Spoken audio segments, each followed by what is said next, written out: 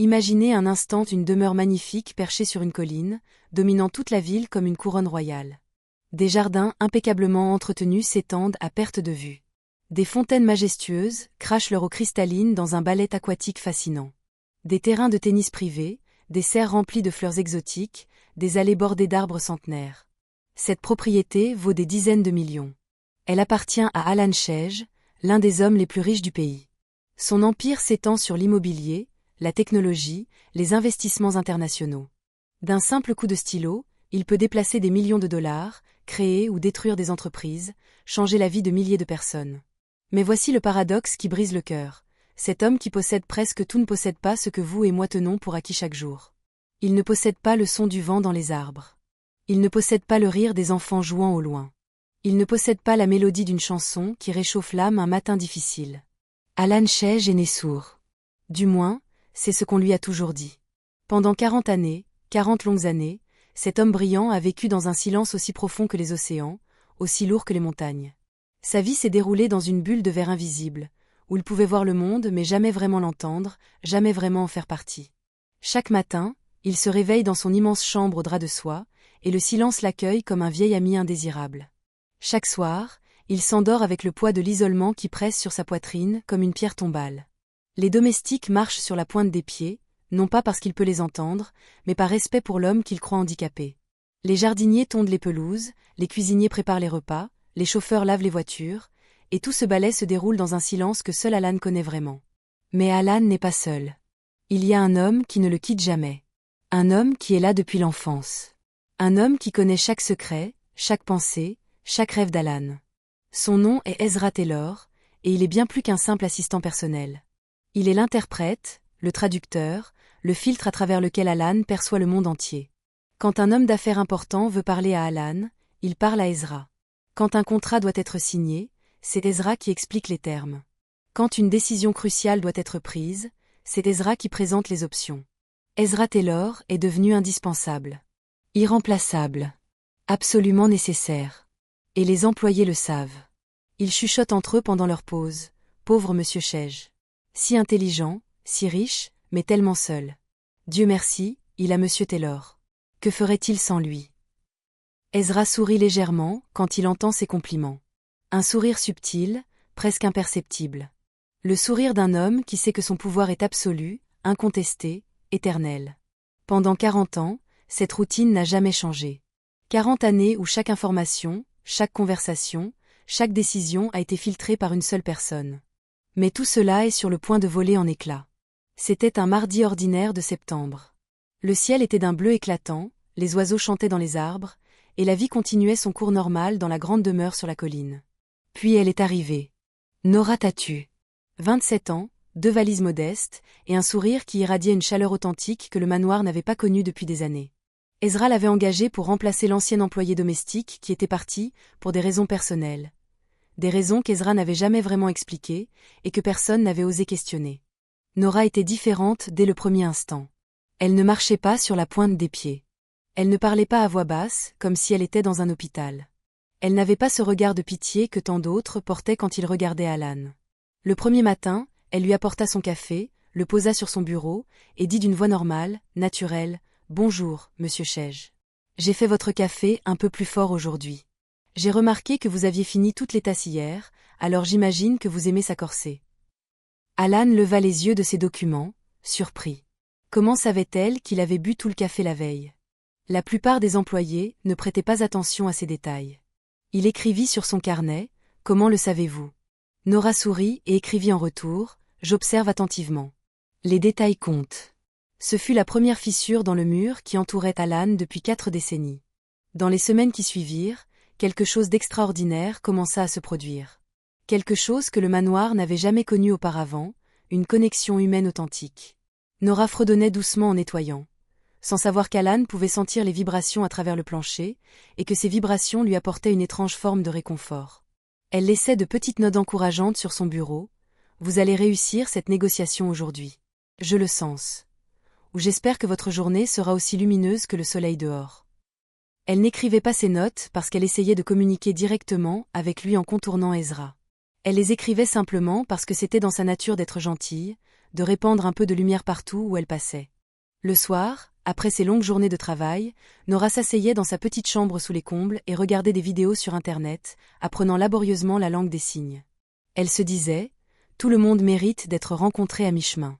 Si Monsieur Chej vit dans le silence, alors je dois apprendre à parler son langage. » Personne ne lui avait demandé de faire ça.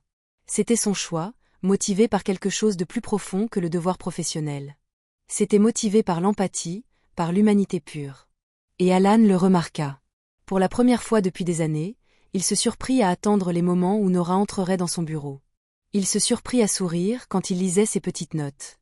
Il se surprit à se sentir moins seul. Mais quelqu'un d'autre le remarqua aussi. Ezra Taylor observait tout cela avec des yeux de faucon. Il voyait Alan rire silencieusement à quelque chose que Nora avait écrit. Il voyait Alan demander directement à Nora de clarifier un document au lieu de passer par lui. Il voyait le mur qu'il avait si soigneusement construit commencer à se fissurer.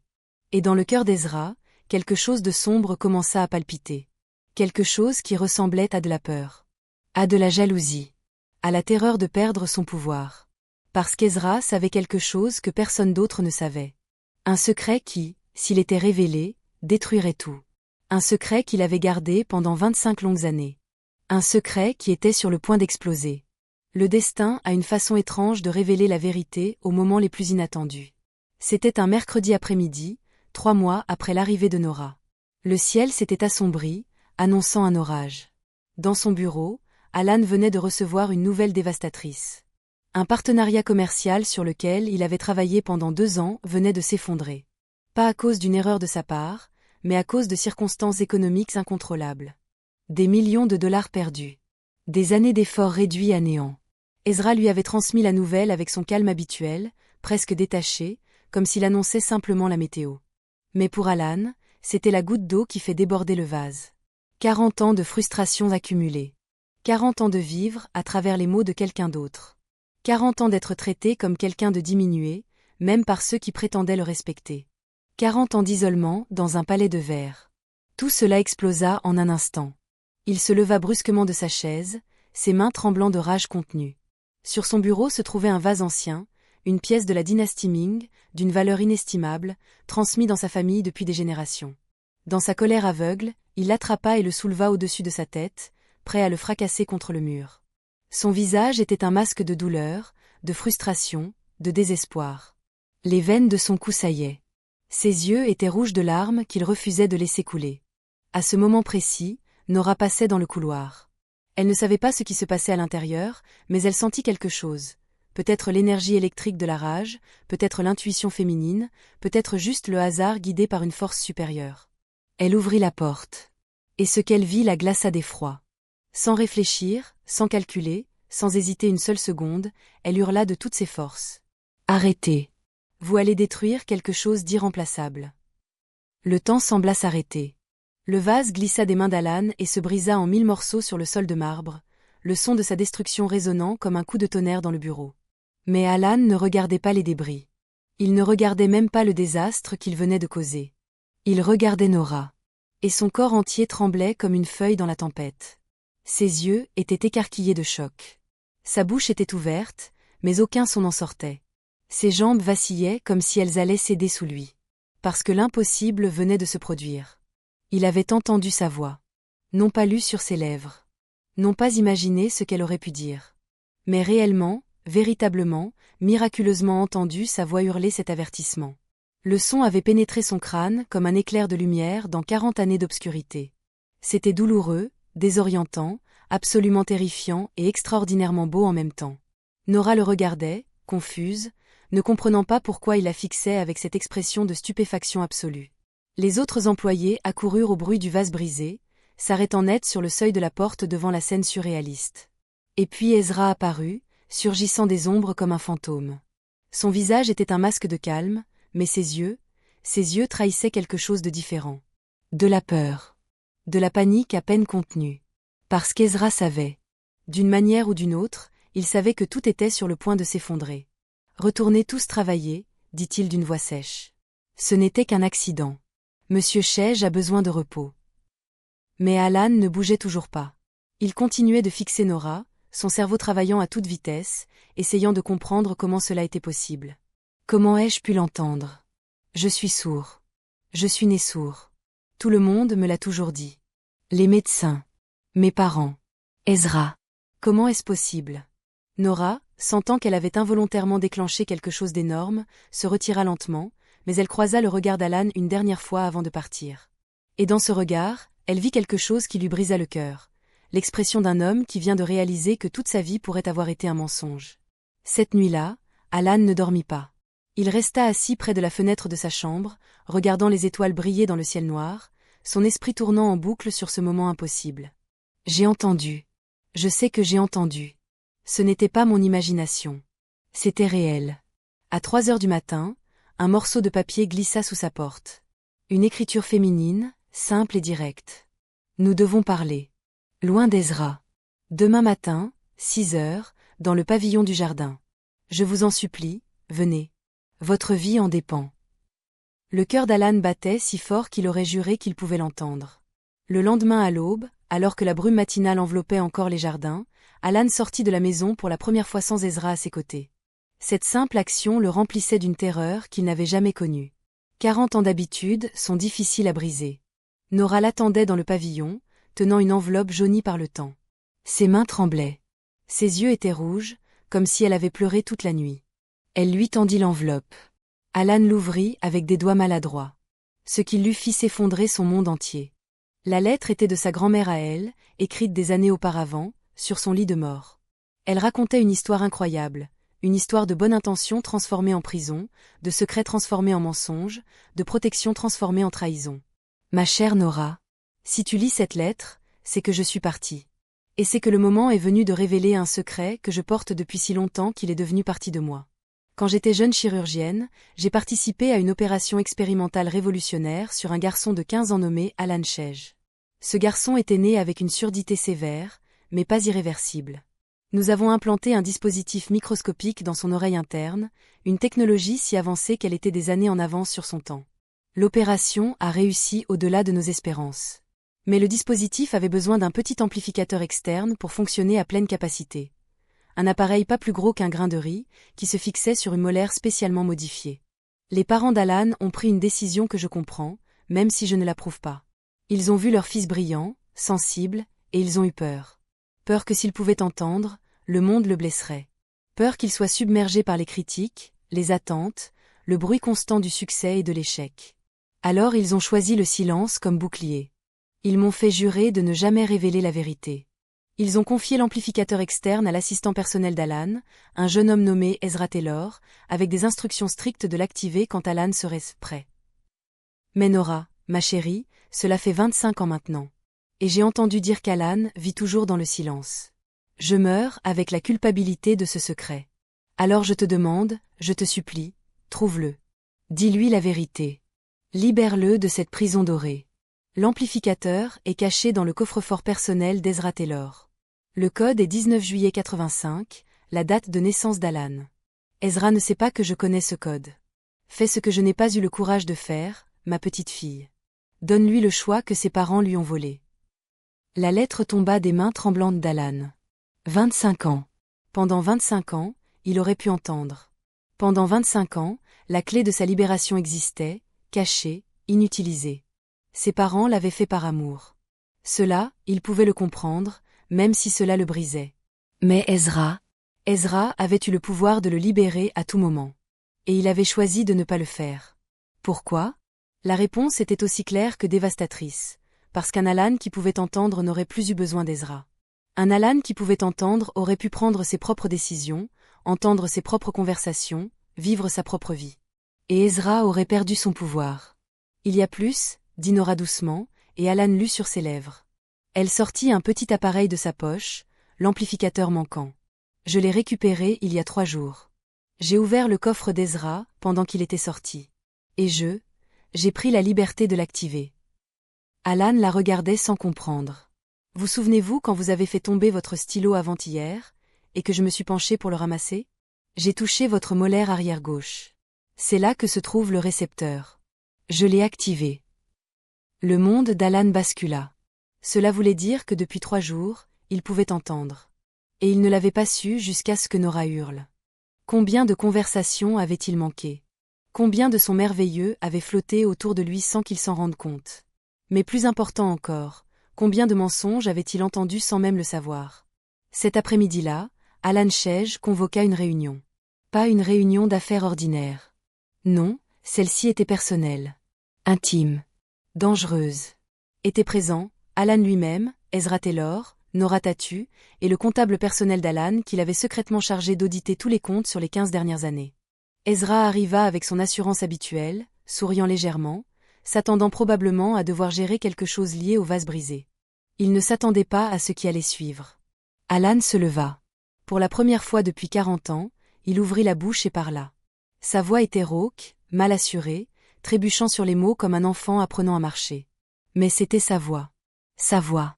Ezra, dit-il, et le simple fait de prononcer ce nom à haute voix lui donna un pouvoir qu'il n'avait jamais connu.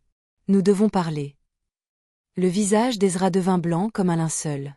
Ses yeux s'écarquillèrent. Pendant un moment, il sembla sur le point de s'évanouir. Comment est-ce possible? Murmura-t-il. C'est drôle que tu poses cette question, répondit Alan, chaque mot étant une petite victoire sur des décennies de silence. Parce que toi, tu as toujours su comment c'était possible. N'est-ce pas? Le silence qui suivit était assourdissant. Les parents d'Alan t'ont fait confiance, intervint Nora, sa voix claire et ferme. Ils t'ont donné l'amplificateur. Ils t'ont dit de l'utiliser quand il serait prêt. Mais tu ne l'as jamais fait. Pendant 25 ans, tu as gardé Alan prisonnier. Ezra tenta de se défendre, ses mots se bousculant. Je le protégeais. Le monde est cruel. Il aurait été blessé. J'ai fait ce qui était le mieux pour lui. Non, dit le comptable, intervenant avec des dossiers épais. Tu as fait ce qui était le mieux pour toi. Il ouvrit les dossiers sur la table, révélant des années de transactions suspectes. Des commissions non autorisées. Des détournements subtils. Des contrats orientés vers des entreprises qu'Ezra possédait secrètement. Ce n'étaient pas des millions volés d'un coup. C'était pire. C'était un vol lent, méthodique, étalé sur des décennies. Un parasite se nourrissant de son hôte, assez intelligent pour ne jamais en prendre trop d'un coup, mais suffisamment gourmand pour en prendre constamment. Tu as payé des médecins pour qu'ils gardent le silence, continua le comptable. Tu as falsifié des rapports médicaux. Tu as créé une situation où Alan dépendait entièrement de toi, où le questionner était impensable. Alan regardait l'homme qu'il avait considéré comme son frère, son ami le plus proche, son lien avec le monde. Et il voyait maintenant ce qu'il était vraiment, un manipulateur. Un voleur. Un geôlier déguisé en sauveur. Pourquoi? Demanda Alan, et dans ce simple mot résonnait toute la douleur de 40 ans. Ezra s'effondra sur sa chaise. Les larmes coulaient sur son visage, mais on ne savait pas si c'était du remords ou simplement de la peur d'être pris.